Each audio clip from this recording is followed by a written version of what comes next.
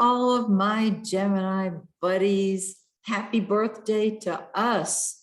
Oh, may it be wonderful for you. I've got our forecast ready to go, and I want to share something with you. Many of you have a copy of the first book I ever wrote. Now that I've cast it, what do I do with it? I've updated it. This is the proof, as you can see, and it should be online like later today. Yes, I am going to do an ebook on it. I don't know when it'll be up there, but this is a loose end that I've tied up. I hope you enjoy it. And if you've got hidden messages in your birth chart, along with, now that I've cast it, you've got a winner, because now that I've cast it is a simplified way of interpreting a chart. It helps you be an astrologer very quickly.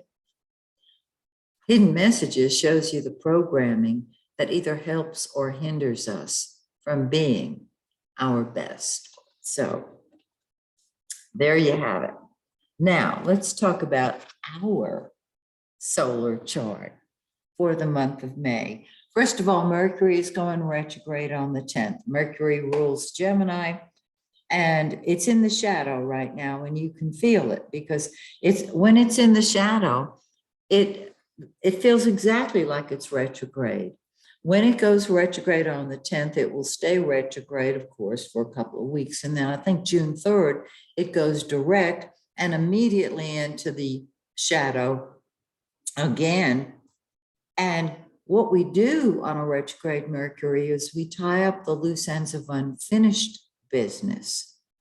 I see the final shadow as another opportunity to tie up loose ends that I didn't get to when Mercury was retrograde. So there you have it.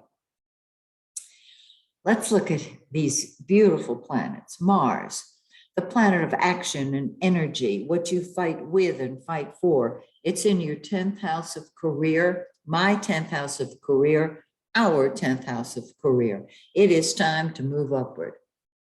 No lateral moves, upward. And on the I need my glasses here. Good. On the 24th, it moves into the 11th house, where it fights with or for our friends, our causes, the groups to which we belong. And that's what Mars does. It's a warrior, but it's also a passion player. Now, Venus, the pink planet, is love. So Venus has been in our 10th house, and our career has done beautifully because Venus adds blessings. On the 2nd, which is just a couple of days, it moves into the 11th house. So we love our friends. We love being with our friends. And so combine love and passion. And that's where we're going to want to spend our time. On the 28th, Venus moves into our 12th house of the subconscious, which means we'll be dreaming, perhaps. We'll be meditating more about love, about money, about blessings, and or we're just working behind the scenes and enjoying it, because the sun is there, the yellow planet, the giver of life. And so the center of our world is nobody's business. There is, in everybody's solar chart, a 12th house activity, a 12th house emphasis on the sun the month before the birthday, because it's a preparatory time. What happens after the preparation? Well, the sun has been in the 12th house. We've been preparing, perhaps spiritually, enjoying our solitude. On the 20th, when it moves into the 1st house, we're saying, out of my way or the highway.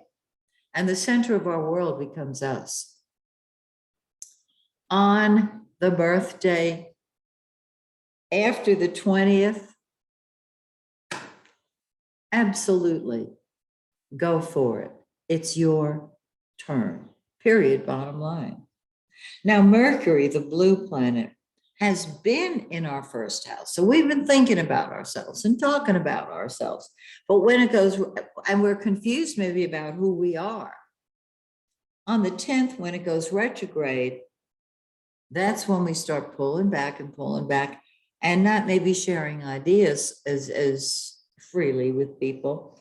And on the 22nd, it moves into the 12th house one more time, where it will go direct in June and into the final shadow in June. And then it will move forward and tra-la, you know, things will move forward for us. Now, the full moon. The full moon on the 16th is a lunar eclipse. And eclipses are stronger and last longer than a full moon or a new moon. The eclipse is May 16th in 25 Scorpio. Look and see what you've got in 25 Scorpio, because that is the area of life where this full moon, this lunar eclipse, is going to express for the next 5 months at least. Okay? If you have a Scorpio moon or ascendant in late Scorpio, anywhere from 20 Scorpio to 0 Sag, it's a new life eclipse. And that's marvelous. That lasts at least a year, very often 2 years. Now, 2 weeks after this wonderful full moon lunar eclipse, we have a new moon. Just before the new moon, like about 2 days before, nobody has any energy. However, on the new moon, it falls in our solar first house on May 30th, and it's in 9 degrees Gemini. Find 9 Gemini in your birth chart, because that is where this new moon is going to take life, take flight. And it's in our first house, so it's our turn. And I wish you a wonderful birthday, everybody who is my Gemini twin. May it give you everything that you want. Create it now. Get clear on what you want. See it, feel it, be it. Expect to receive it. And so, join me next month when once again we take a look at the planets, particularly Mercury going direct. Until then, happiest of happy birthdays, and may the stars shine brightly on you and yours. Bye for now.